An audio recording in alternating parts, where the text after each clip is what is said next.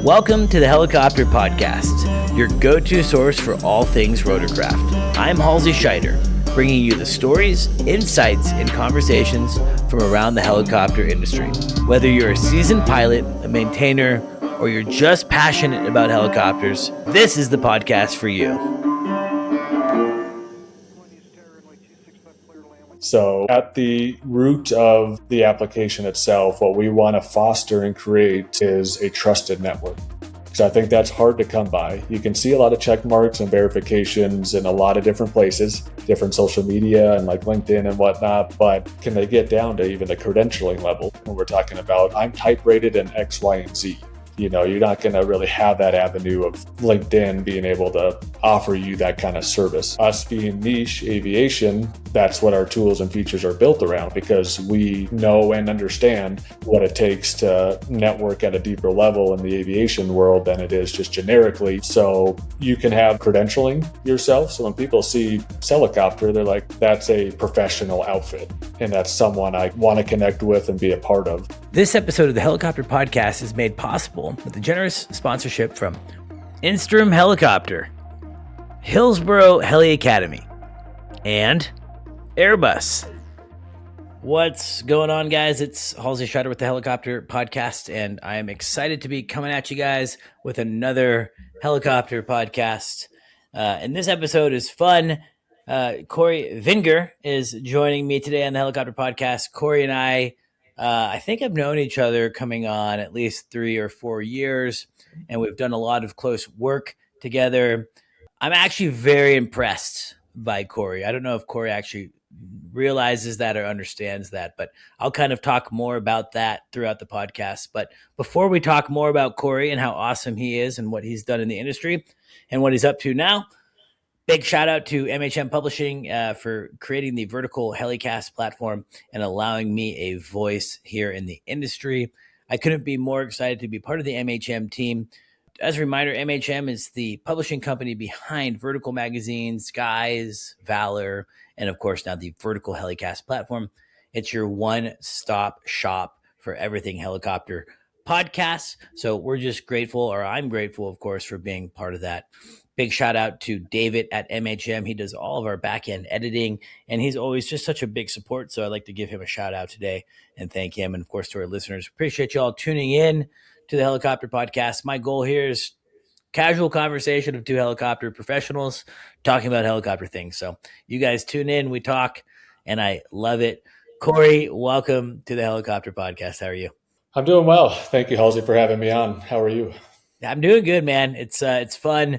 I love doing the podcast. And one of the cool things is that I get to have conversations with guys like you that I know. Again, we've worked together now for nearly 4 years, but there's actually a lot about your past and your history that I don't really know, right? In the day-to-day course of doing business, you don't really get to dive deep all the time. And so I'm excited to dive deep a little bit. I am impressed by you, Cory, and I mean that in the most hopefully flattery way. You've done some incredible things. I think you're younger than me. It makes me upset because I'm like, God, if this guy can be this great, I got to do something better. So you're killing it. And I think that there's been some hurdles this past couple of years, and it seems like you've just gone through everything and you continue to just create and innovate and do cool things. So excited to showcase that. Let's start from the beginning, though. You're not necessarily a helicopter guy. You know, by default, I think you're more of a fixed wing guy, but really a drone guy. Am I correct on that? Yeah, so I've always had a passion for aviation. Always loved pretty much all facets of it. So didn't really strive towards one area or the other. I actually started in engineering when it comes to aerospace or the aviation industry as a whole, and then decided that wasn't for me. So took the leap and went into flight training. And that's where I started off on the fixed wing side, was going to maybe get my dual rating and go to the helicopter side, but just financially wasn't an option for me at that point. Would have been great to have that in my back pocket or just have that skill set. But I did go, to your point, on the fixed wing side, and then ended up through that process at the University of North Dakota, specializing in the unmanned aircraft aspects of things. It was a new and emerging area, over a decade ago. And with that, I saw the opportunities of innovation, scalability, and just other facets of what drones or unmanned aircraft could do in the space. So decided to take that as a career opportunity and continued to fly on the side and continue my profession there. But helicopters kind of came thereafter, down the road. But that is where it all started, was out of academia and kind of getting into more of the drone space to start. That's really interesting. I'm not sure as an 18-year-old I would have maybe had the clarity, call it, to see an opportunity specifically like in an emerging industry such as drones. Is that just kind of innate in your personality that you're kind of I do find you to be kind of more analytical, right? Just in our workings together. So as an 18-year-old kid, you're preparing for college. What was it about drones that you really believed in, that you thought that this was really something that could be a long-term career? Yeah, I think it stemmed from kind of that engineering side and background. I just loved, unfortunately, calculus and other aspects that, it's not very fun in general, but physics, calculus, those Said type no of, one ever. yeah, Yeah. avenues kind of, stuck with me. I was just good at it. And with that, kind of the technology, innovation, those type of themes started just to relate to that profession in general, because it was pretty much what you wanted to make of it. The FAA was still trying to figure out, where do drones or unmanned aircraft fit into the national airspace system? Is it's Section 333 type rules for a while? Is it Part 107? Then now we're talking Part 108 after, what is it, a decade or so? So there's a lot of evolution that obviously went through that process over the last 12 to 15 years. But in general, I think it was that technology innovation piece that I just kind of captured my attention, and just having that background in engineering and physics and whatnot. I was like, there's got to be something pretty creative and cool we can do in this space, and that's kind of how it evolved. Other than that, I usually can't shut off my mind. I'm always thinking of the next thing, a new opportunity. I really like entrepreneurship in general. Really have a passion for that and a respect for a lot of business leaders and people, trying to build those startups or small companies and innovate and just find ways to do something new. So that's kind of where it all stemmed from. Yeah, I mean, that's a deadly combination, Cory. Entrepreneurial spirit, enjoys calculus, is smart. I mean, man, I have the spirit and I love entrepreneurialism. But I was actually just making the joke last night. It was a true story. I think I was like a senior in the freshman math. Mm. Math, not my strong suit. I don't know if my dyslexia translates over to math, but it's just I can't wrap my head around it. And I'm always really impressed with people's ability to really understand math. I have some friends that were just born with this innate understanding, it seems like, of mathematics. I think one area that I was able to really understand was kind of like a problem solving aspect of math, right? So I could kind of go through a word problem a little bit more effectively than say a formula, but makes a lot of sense. You're a really smart guy. I know you to be a smart guy. What was kind of your first idea with drones, and what was that, how did that business kind of become a thing? Yeah, I think it started where, again, people were trying to figure out what applications there were and use cases. It's an emerging market, kind of still is in a way, of just what are all the possibilities and what are the economics, around that.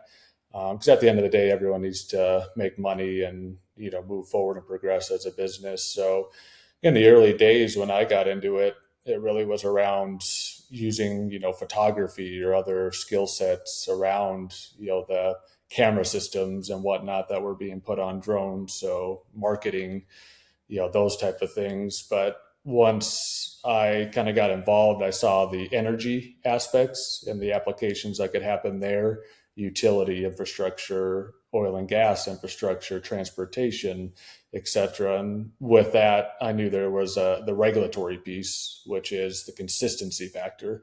Because any business and probably any drone service provider in the space, as they were building those companies and just trying to make it by, consistency was hard. It's a volatile industry.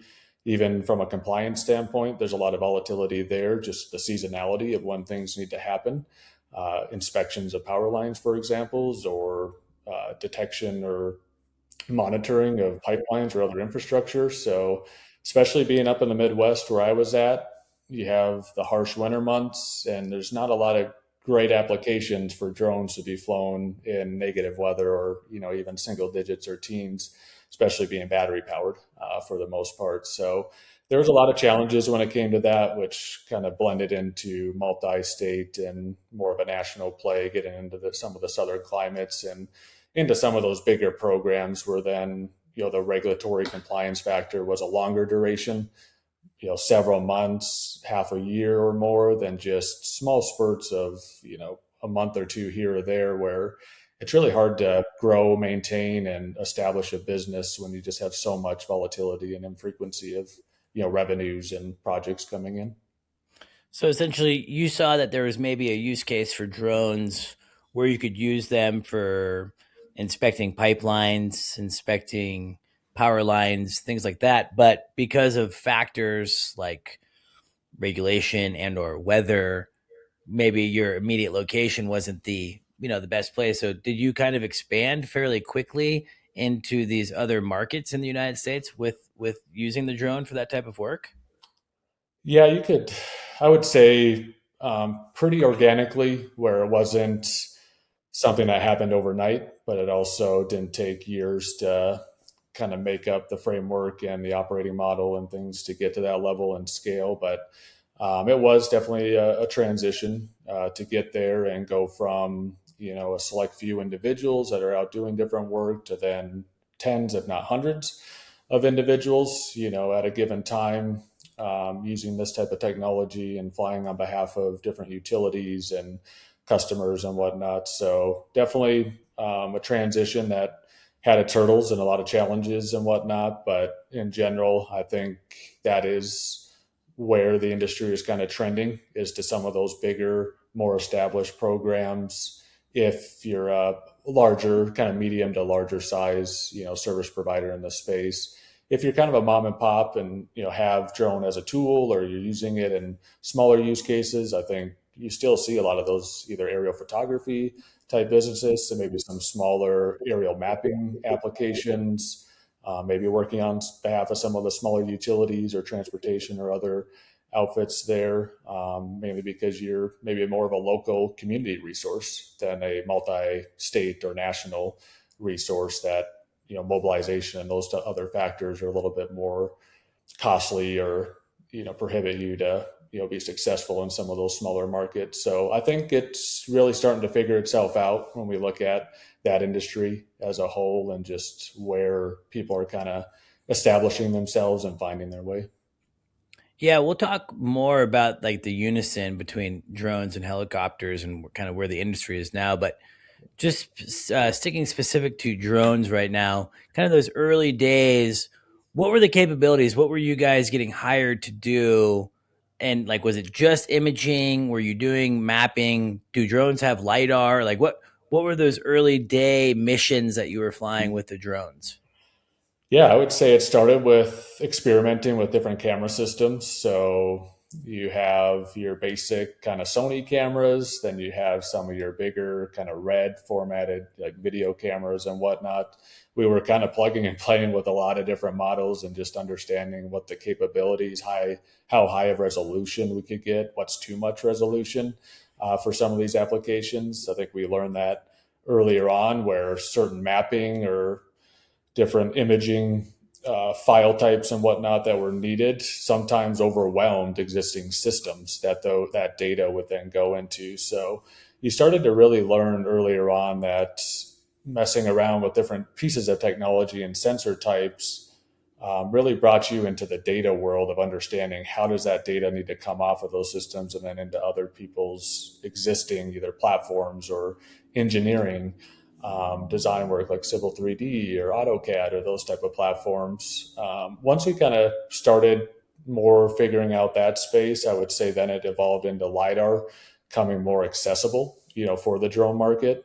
So camera systems, and I would say LiDAR, where they started to still be cost prohibitive technology for a lot of companies. You kind of had to really put out a lot of faith or confidence in what that sensor technology could do and the adoption of it, because they are hundreds of thousands of dollars type systems for some of those. So they're 10 times as much as the drone cost is. So a lot of people didn't realize that in the early days. Is they would act like these things are toys and, they're just go around, fly them, anyone can do it.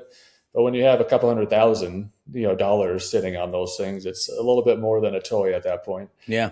So that's where a lot of training and things happen, from that aspect, because you can't be crashing these type of systems. Obviously, there's insurance and other things, but even the replacement cost of some of this technology is, months and months in the making, as far as they're not just sitting on the shelf a lot of times.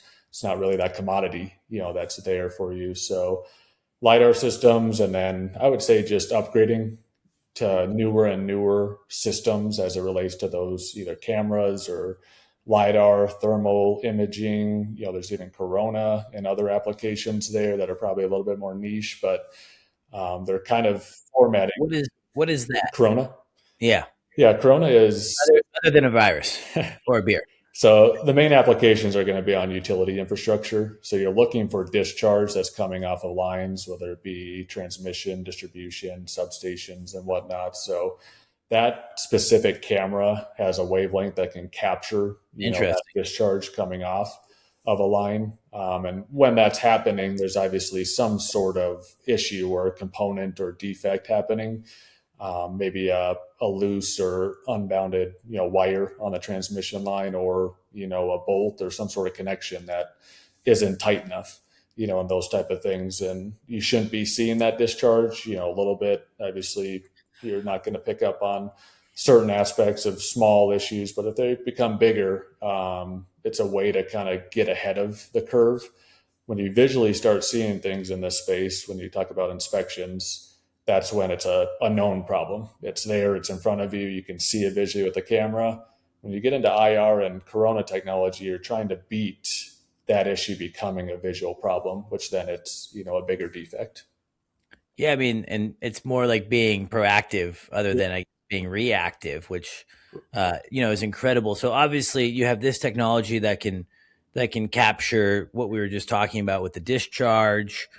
For in layman's terms, a little bit for guys like me or other folks who are listening to the podcast that might not fully understand why a utility company would want to be having these images or understanding like this LiDAR. What are they trying to accomplish when you're doing an inspection with a drone, say for a utility company? What are some of the capabilities that you can do with cameras and LiDAR, and why is that a benefit to the utility company? Thank you to our sponsor, Instrom Helicopter Corporation. Mechanics and Instrom pilots are invited to come and train with maintenance professionals at Instrom's upcoming piston and turbine maintenance classes. These biennial courses offer expert training on all facets of maintaining an Instrom helicopter. Piston classes begin June 8th and turbine classes on June 15th. Learn more at instromhelicopter.com. I would say most of the time you're going to see camera systems involved in the inspection side of the business. This is going to be your O&M, your operating and maintenance aspect of what the utility is doing. Some of the bigger programs that I mentioned before, such as in California, you get the wildfire mitigation type aspects. So similar inspection frameworks, but they're just more rigorous because of just the risk levels due to wildfires and whatnot and what we've seen out there. In the different territories. So those camera systems are a great tool to get the different perspectives that either a helicopter or ground-based systems just can't quite get. We don't want to be flying helicopters below line level. Just the safety and profiles there. That's where drones have their, kind of niche or area that they perform well at. They can get underneath lines, they can shoot up, kind of the up tilts and down tilts, and just different perspectives that those inspectors on the back end need to assess that structure, find defects, then obviously work the problem from there. Other technology like LiDAR you mentioned, probably the biggest application I saw was vegetation management related. So another big application other than inspections of like defects on the structures themselves is the trees, an environment around the infrastructure, the right of way, can cause outages and other, threats, to the system. So with that, understanding the nature of how close a tree is getting to the actual infrastructure was where LiDAR was a great tool, because it's surveying and getting you that 3D perspective on what the environment is. So LiDAR systems shoots out a laser pulse and it returns what values it finds, which could be a tree branch, could be the ground, could be multiple values per laser pulse that's sent out. And then when that returns it, it's capturing it. And then on the data side, we can understand the 3D nature of what's happening and then make those measurements and have analytical tools decipher, how close things are getting, what threat level they're at. And usually utilities are going to call those encroachments, like how close is vegetation getting to the lines. And that's a critical area for them. Like I said, most outages, I would say in general, especially on the East Coast, are going to be vegetation related. Probably more West Coast wildfire. They're focused on heavily on both, but in particular the defect side, the structures themselves and what's happening there. But the combination of those two, I would say, are the biggest either cost buckets or just applications that are happening in the space. Yeah, it's wild technology. When I start hearing about things like LiDAR or that Corona that you were just talking about, things like that actually give me hope in humanity. I say that a lot about things that I'm really impressed by because, all the time we're hearing about all, humans are bad and we do this, we do that. But man, we invent some incredible technology. For sure. And when I'm flying in a helicopter, for instance, I'm like, who's the guy that thought about this, right? Yeah.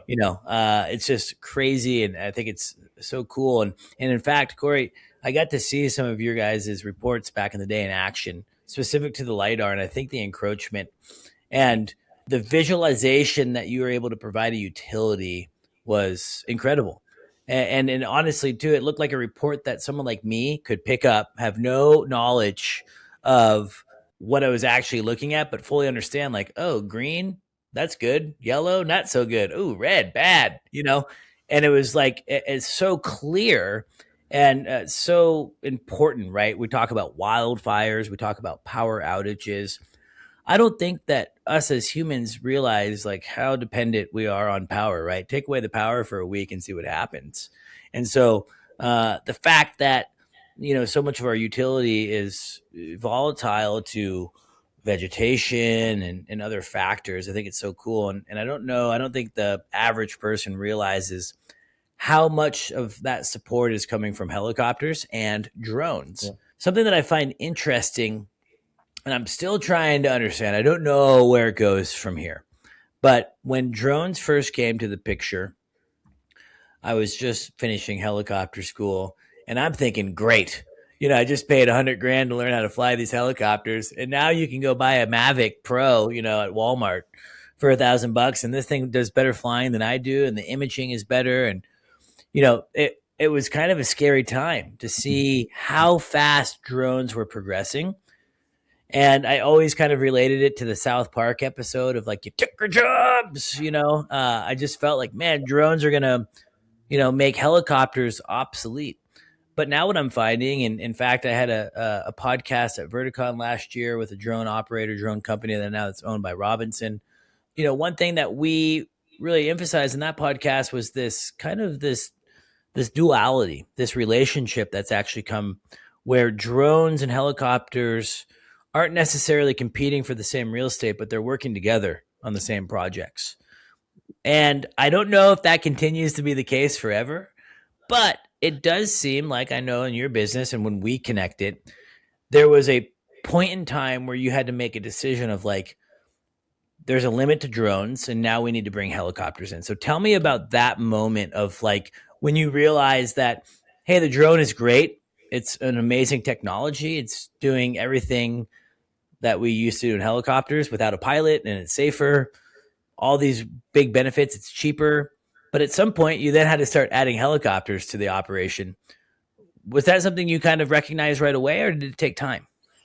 I would say it took a little time because we were still navigating, what is the overall scope of work that's going to be more consistent across the board? Because Could be I need a certain type of inspection, for this utility, and it's a whole different inspection for this other utility. So it's really fitting the technology itself, what sensors needed, what aircraft is needed as the platform aspect of that. And that's where, when we only had drones at that given time, it was limited in mainly the one endurance, which also meant the length of coverage, that drone could provide. So when we're talking about some applications that are hundreds, if not thousands of miles in a given compliance time frame or what that scope of work entails, drones can only cover so much ground unless you're scaling out to a lot of volume per crew or units of these different applications. And from that, it's the cost factor. So if you're deploying more volume, boots on the ground, those activities out in the field, what does that equate to versus if you had a single helicopter with technology on it that can fly for 3+ hours at a time and cover, 20 times more of the ground in a single day than what a few crews could do from a drone perspective. So, like you said, I think it really came down to unit economics when it came to pricing and what budgets were going to fit the mold, and then the scope of work specifics, because there are certain scope of work that a helicopter just can't perform. Like I mentioned before, there's some detailed areas of certain inspections that it's just not meant for a helicopter. But at the same time, there's large enough areas and there's big enough projects where a helicopter is the best tool for it. It's the most cost effective tool. And we see other applications like in the construction space. We're not going to see, sling loads and other things happening on drones for probably a long time, mainly because the safety factor is so risky in that space. Even in the helicopter space, there's a lot of rigorous safety mechanisms in place when we talk about hanging linemen off of long lines and whatnot in the space, going up and fixing different infrastructure. We see assets being established and constructed using helicopters, bringing the poles up to different terrain. And it's just there's, like you said, that cohesive nature and that orchestration of where to apply what platform. And that's what we started to evolve into, which even ended up being fixed wing as well, where fixed wing was good at wide area, mapping and other applications, helicopter, longer corridors, then drones, more specific, scope of work and detailed inspections. So when you start to blend those out, applicability of those either technology sets or platforms, you really start to understand where to apply them and when to apply them for your customer. And a lot of times that sometimes was dictated, I guess, by the customer themselves. Sure. Like we know drones at this point are the best tool, or we know a helicopter is what needs to do this work, or a fixed wing. Some of that was nuance where they would rely on the vendor themselves to kind of determine that for them. So I would say those were the big things there. Unit economics, getting to those right levels. I kind of put together a lot of different analytics around mileage and those type of factors, or number of poles, or when we hit different thresholds, here's what we had to transition to when it came to the platform. Even the mobile side, you have boots on the ground as well for a lot of these applications. So you have ground resources, you have mobile, you have drones, helicopter, then fixed wing, and now we even have satellites. So it's an orchestration of a lot of different ways and applications for the right purpose. Yeah, it's using, a quiver of tools, right, to accomplish the mission. And I have to say, as a helicopter enthusiast, pilot, and overall kind of helicopter guy, I was happy to see, specifically in the utility space, when we're talking about utility in the sense of what we're talking about today, power line, inspection and LiDAR and things like that. I do see that helicopters for a very long time will play a very big role, in that for our bigger utilities. Obviously PG&E is employing their own Blackhawks now, but they also, I think, are subcontracting 70 plus helicopters. I'm guessing also subcontracting a lot of drones as well. And again, it's a complement. It's two tools coming together to, serve a greater mission, which is pretty neat and unique.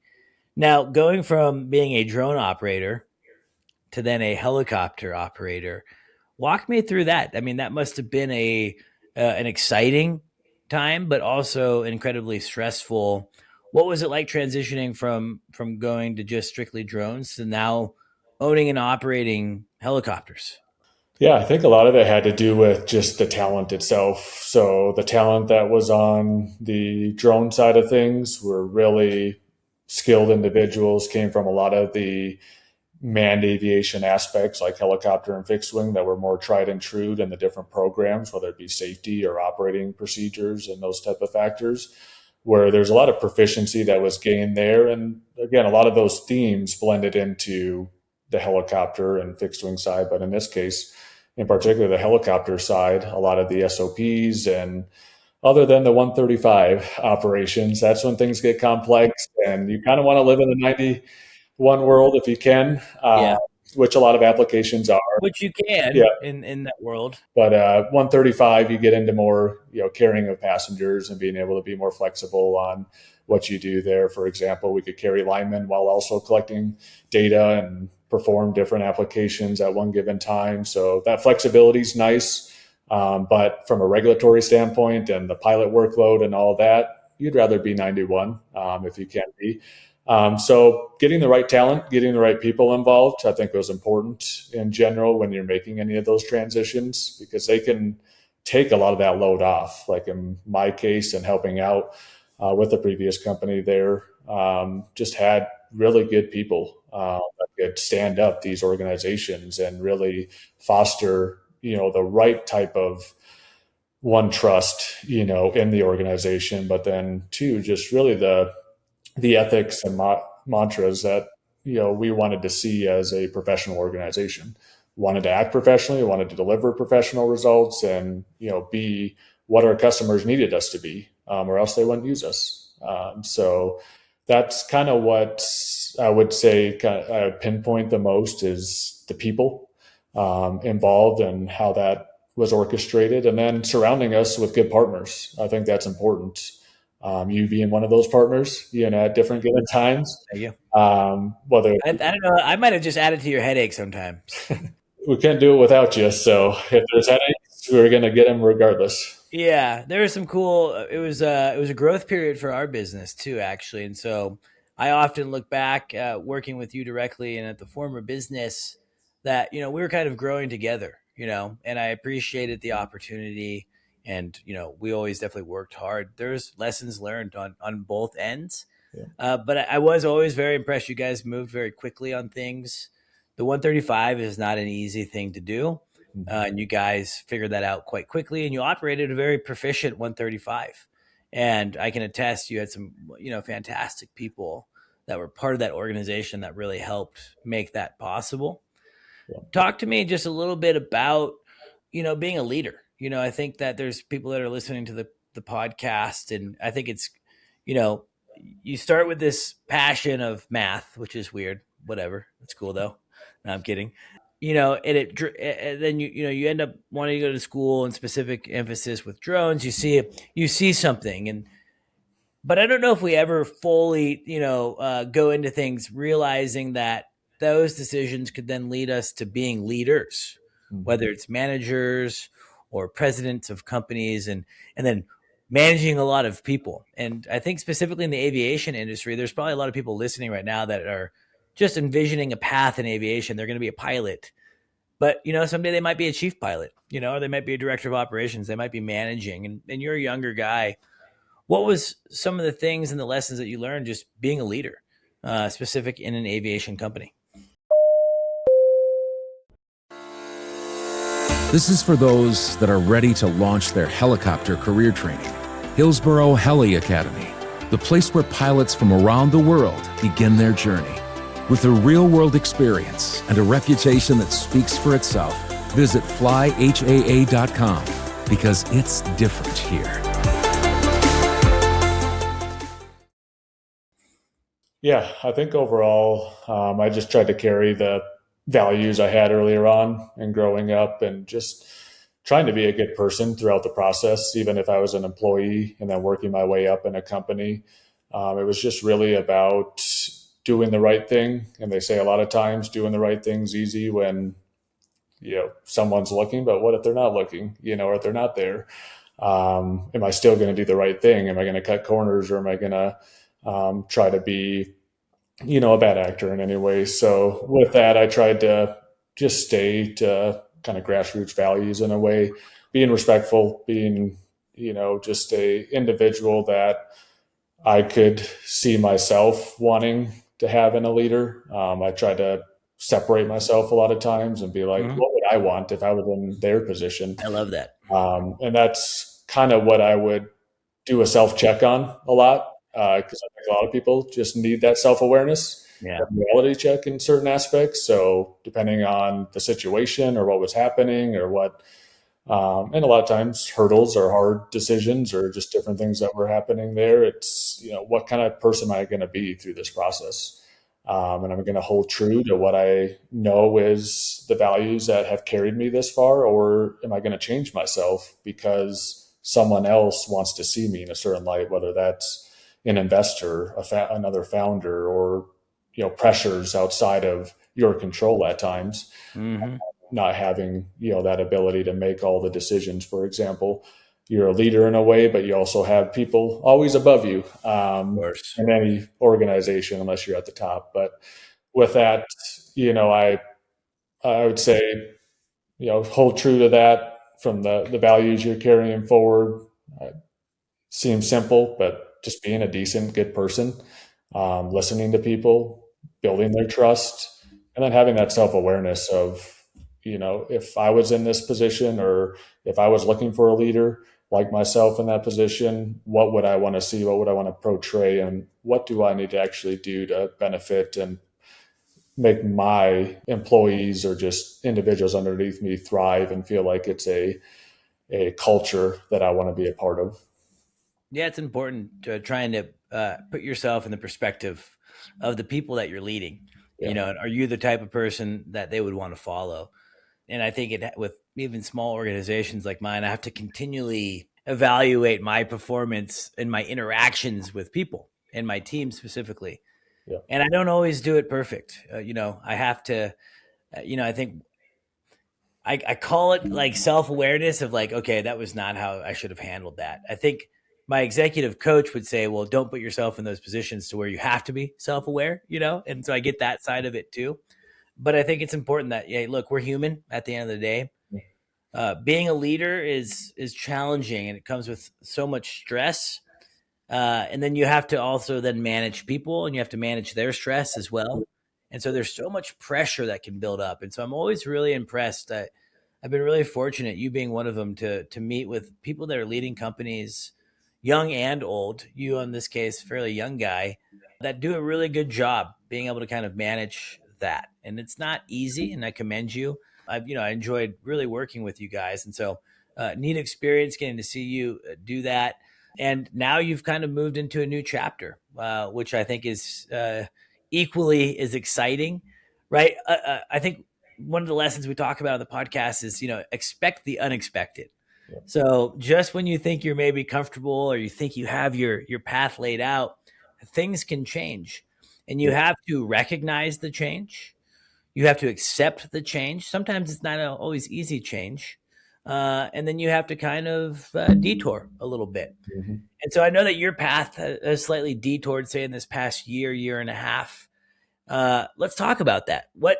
You moved out of the company that you were with, and you kind of decided to start doing some consulting. And then that turned into now AirHub with AER, which is, I guess, like a holding company of some other really cool media products, including Airway, again, AER Way, and then AirPod, which is a podcast. I'm super excited to talk about that. So tell me about just, I'm calling it Cory 2.0. Yeah, I appreciate it. So when I started to get into the consulting space, really started to see an avenue to leverage my experience, and just had some other passions that I wanted to pursue. So I started to move in that path while still supporting the previous company, but mainly focusing on my consulting work. And then happened to find myself in a position where my brother and I, actually as co-founders now of AirHub, We're just kind of brainstorming and thinking of ideas of what can we do in the space, what can we do that, almost either a passion project or just do something special in a way that could be meaningful to whatever industry we'd apply it to. So we were into potentially real estate and other areas and saying, should we flip some houses? Should we invest in different kind of apartment complexes or whatnot, or figure out other tools or applications that can be applied there?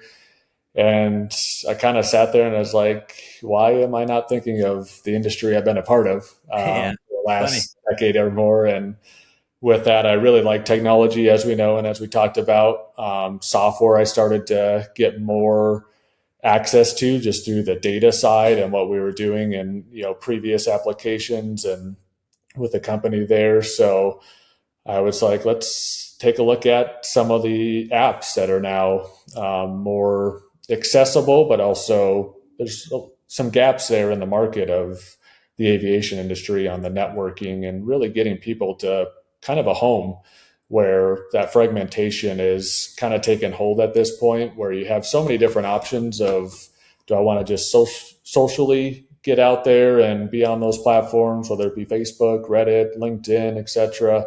Everyone's kind of finding a place to communicate or work with one another. And then the podcast being more centric around just bringing voices and experiences and opportunities to the industry in a holistic way, and tying that back to the app as kind of our professional networking infrastructure or platform. So seeing those little gaps, seeing the fragmentation, a lot of the noise that we get on social media. So we're not social media equivalent. We're an alternative to that, where people want to take their professional specific, applications, career, knowledge, education, and apply it in a specific platform or area rather than blending it to the social constructs of things. Because I think we've, over the last at least 5 years in particular, probably even closer to 10, I feel like it's kind of been a blend between the two. How do we separate ourselves professionally and more socially engaging with one another, and then our personal life?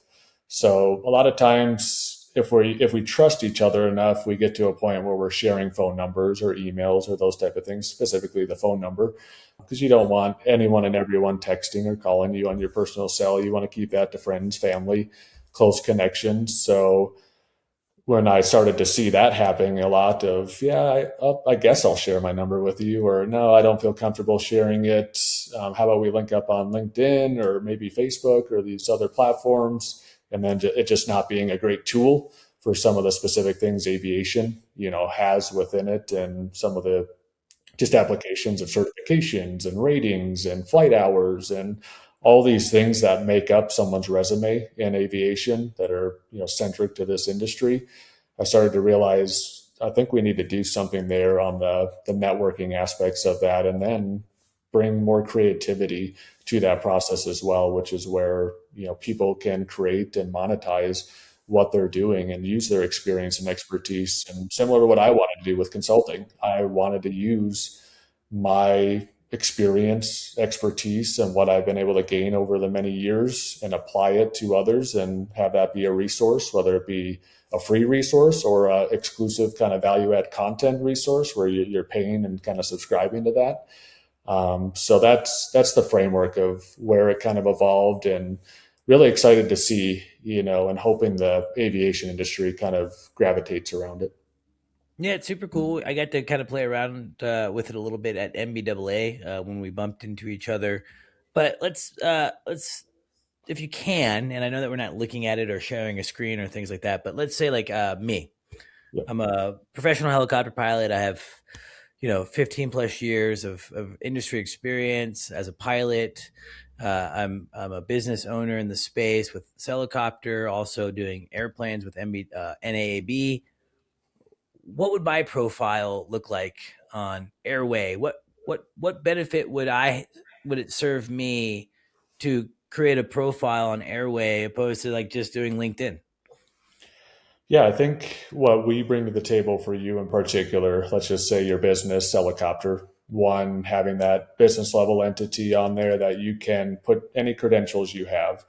Whether you have certain certifications, you have certain things you're doing in the space, we have the avenues for you to place those. I see it as like operator certificates as just an example of maybe it's a Part 145 shop, or those type of things where they can actually list their credentials. And one of the unique things we can do, depending on your membership level, is we can verify that with the FAA database and actually give you a verification. So at the root of the application itself, what we want to foster and create is a trusted network. Because I think that's hard to come by. You can see a lot of check marks and verifications in a lot of different places, different social media and like LinkedIn and whatnot, but can they get down to even the credentialing level, which they just don't really have those tools to do it. When we're talking about, I'm type rated in X, Y, and Z, you're not going to really have that avenue of LinkedIn being able to offer you that kind of service. Us being niche aviation, that's what our tools and features are built around, because we know and understand what it takes to network at a deeper level in the aviation world than it is just generically, here I am, here's my presence, here's kind of my experience and background. So you can have those type of things, credentialing yourself. So when people see HeliCASTS, they're like, yeah, that's a professional outfit. And that's someone I can want to connect with and be a part of. You can also put out, value add information through our spaces concept. So HeliCASTS can have its own space. And maybe it's sharing stories of the brokerage process or how to buy and sell and acquire aircraft and just what that looks like. What are pre-buys? I think a lot of people get confused on that process. It's like, oh, I'm just going to go buy a helicopter, let's just go get it tomorrow. Well, it kind of doesn't work that way. And I'm sure you've explained that in a lot of different mediums, but that's a way to educate, get information that's value add to your business. Because it's huge. You're bringing people in that just are more, engaging and getting just that deeper connection. So, and then the individual, it's a similar process. So if I'm Halsey in this case in Airway, if you have a background in certain aspects, whether it's credentials or just want to verify your identity to make sure you are who you say you are, and that when people are connecting and want to either reach out to you or engage with you in different spaces and whatnot, they know that it's a trusted level connection and that it's someone that is going to help them either advance or provide, that just ability to engage at a level that's maybe not more socially driven. It's more like professional to professional, like let's help each other out and let's, prosper together. And those are the type of themes that we're kind of building, throughout the app for businesses, individuals, and others to just really get to that deeper level, of connection and, networking. Well, I think that I've always said that, networking is one of the most important things. Yeah. I think it's probably one of the most important things in all industries. I only have really visibility in my space, of course, but I've seen the power of network, and we talk a lot about it on the podcast where, the people that you go to flight school with or the people that you connect with through your journey of flying. I mean, those are all people then that you add to your network. And that's great. I think to have that human to human, organic, in-person type of network is super important. But then to be able to supplement your network and make new connections with people through a digital world, a digital space that cuts a lot of the other social media noise out of the picture, I think is really valuable. I do want to mention to the listeners, this is not a paid ad or anything for Airway. This is just, I think, a neat product that, Cory and his team have come up with that I got to actually play with at MBAA. And I'm excited to get to know more, to be honest, and hopefully be a little bit of an ambassador, for Airway, because I think it's neat. And I think it's a fun way, of course, then to support my friends in the industry doing cool things. And if you can extend your network through a digital network as well, then you're just opening up more opportunity. You can learn more. You can help with employment, I'm sure. I'm guessing that will be a big part of Airway, is the idea of people connecting for job opportunities and things like that. So is this a product that has been launched, and can people just go, like, say on their Apple App Store, have an iPhone and just download Airway? Thanks to our sponsor, Airbus. Airbus provides the most efficient helicopter solutions to its customers who serve, protect, save lives, and safely carry passengers in demanding environments. Its civil and military helicopters are flying all over the world, making missions possible. Visit airbus.com for more information. It is coming out very shortly, so we're excited, for that. It's actually going through review processes right now with the app stores. So very soon, we're looking to maybe do a soft launch and then do the more publicly, facing launch in the coming weeks. But we're select few days or a week or so out from really making it accessible to the industry, and excited. What has been some of the initial feedback from, again, I get to play with it briefly, albeit, but I saw it. I thought it was really neat. Sounded like, and seemed like you guys were even open to some of my feedback and things like that when we were at MBAA. I'm guessing you've kind of tested it with, other aviation professionals and whatnot. What's just been the overall feedback? I think positive overall. Time will tell, as we know, of just how it evolves and what it kind of overall, what the evolution is going to look like with the app, where we kind of double down, where features are working versus not working. But we really, I guess a lot of the conversations have been more use case driven. Like, how can we build use cases that are either at the individual level or for businesses, et cetera. And when you saw it, previously kind of in its prototype phase, it's kind of made a lot of changes based on feedback along the way, even incorporating your own and then a few different individuals. I'd say probably between 5 to 10 individuals that have been close to us through this process, whether they're professional pilots, whether they're mechanics, business leaders, et cetera. So trying to capture different facets of the industry, because we are holistic, to aviation. So whether you're a manufacturer, operator, engineering, maintenance, flight operations, et cetera, this is a home for you to network and prosper, because you never know where, like you said, where that network is going to come from. It might not come from a direct peer pilot to pilot. It could come from a pilot to a business leader, a pilot to a mechanic, and all those different relationships aspects that are happening across the industry is what we want to build the constructs of. But it had some social flavor to it, and things like that we kind of trended away from. In particular, we want to be a highly trusted, professional centric, arena, for these type of networking connection opportunities happening, these career opportunities to prosper and whatnot, and people really advancing either their education, their information, et cetera. So you'll probably be quite surprised that it does look a little different than it did before, and I think in the right ways, because That's good though. I think social media, it has its place. People want to do that on Instagram, Facebook, Reddit, et cetera. We don't want to interfere with that process. We want to be the alternative to say, let's get down to the professional side of it, and let's really work together to create these opportunities for one another, monetize each other's experiences, your businesses, et cetera, and then individually find these opportunities. Like you said, we were seeing statistics of up to 80% of people's opportunities in the professional space, like aviation, come from networking. They don't come from that initial job opportunity that they saw out there on a jobs board or something like that. Yeah, it's really cool. Well, I'm excited. Now, this episode won't release in the nearest future. So there's actually a possibility, if you're listening to this episode right now and you go to the App Store and you search Airway, it's AER Way, right? Am I doing that right? Correct. It might be available because it sounds like it's just right around the corner.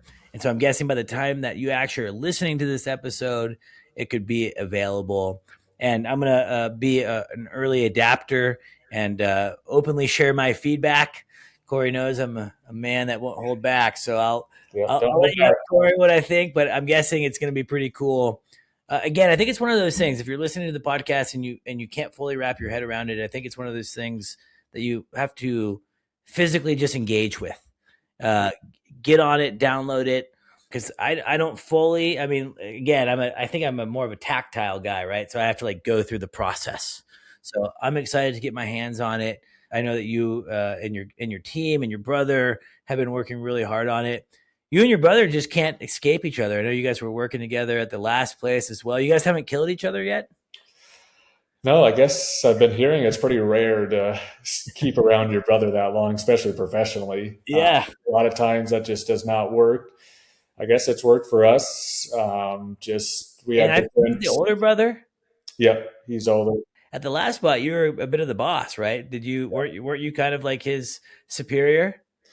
Yep, technically Hell was yeah. in the Hell hierarchy, yeah. organizationally, but he knows his place and what he likes and what he wants to do in the space, and he's a big relationship builder, He's good. not necessarily the leadership aspect. So I think that's probably why it's worked well, and we haven't butted heads. Is we kind of know our place, Hmm. where I fit well, where he fits well. So it's been a good synergistic, relationship, and Yeah, you guys are oddly different, in my opinion.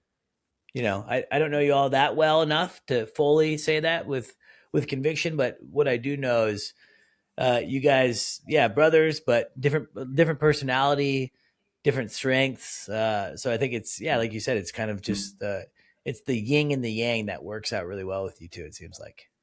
yeah, and blessed that it's worked out the way it has. Just doing stuff with family and Yeah, whatnot together, it's definitely a blessing. I love my brother, but man, I don't think I could work with him all the time. Maybe I could. I don't know. We've actually thought about doing some things. One thing I want to rewind on, and then I also want to talk about AirPod before we disembark from this episode. But I loved what you said regarding that you were in transition, looking into the world of what can I do next, and there's opportunity to invest in apartment complexes or do a flip or do this or do that.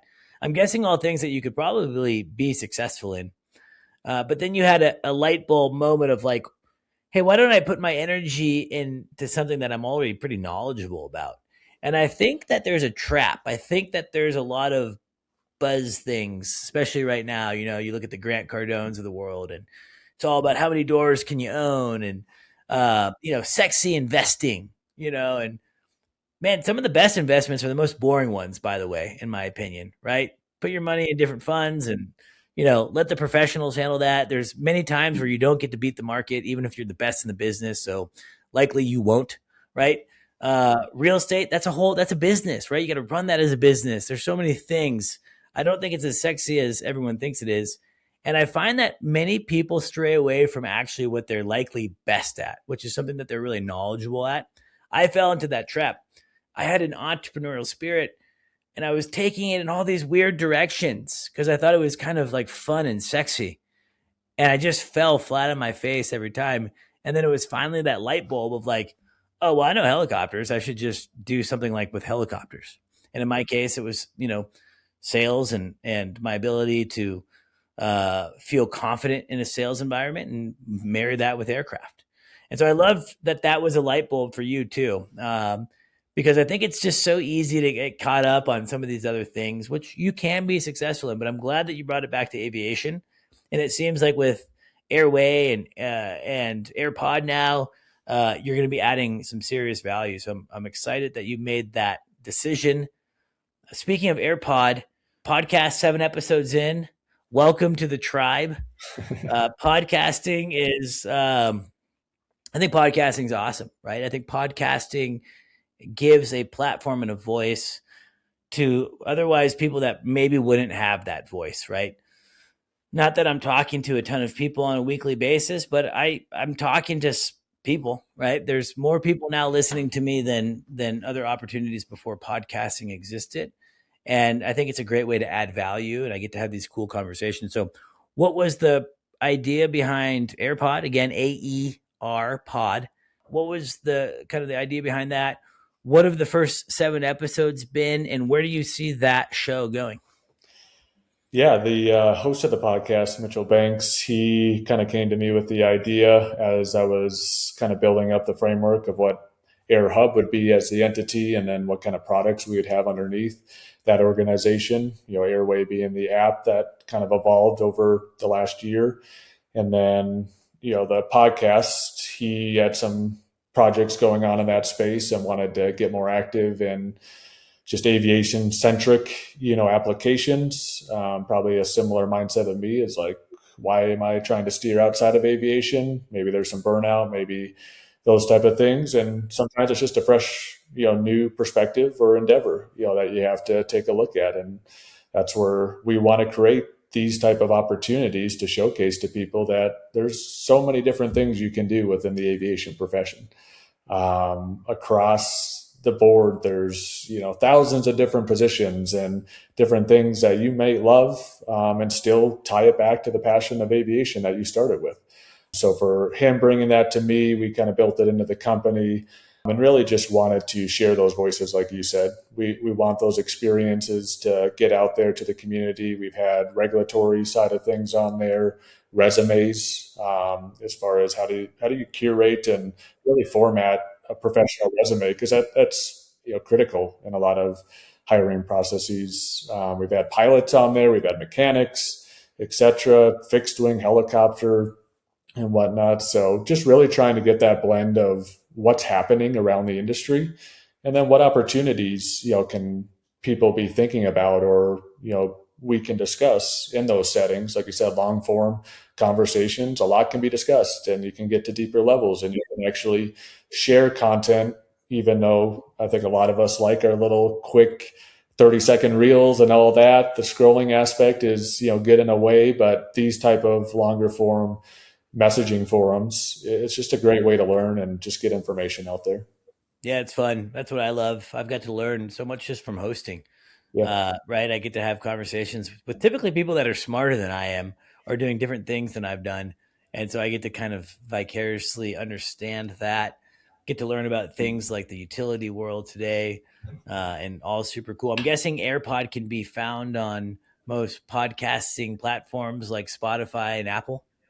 Yep, at the AirPod, THE. So it's just because AirPod by itself was taken. So a lot like a lot of things we have to juggle through, similar to the acronyms AER that you discussed. AIR, is pretty commonly used across the board. So we had to do some creativity around branding and certain elements of that. But yeah, on Instagram, YouTube, Spotify, Apple, you can find the different channels, TikTok too, some of the shorts and just different things that are happening in that space.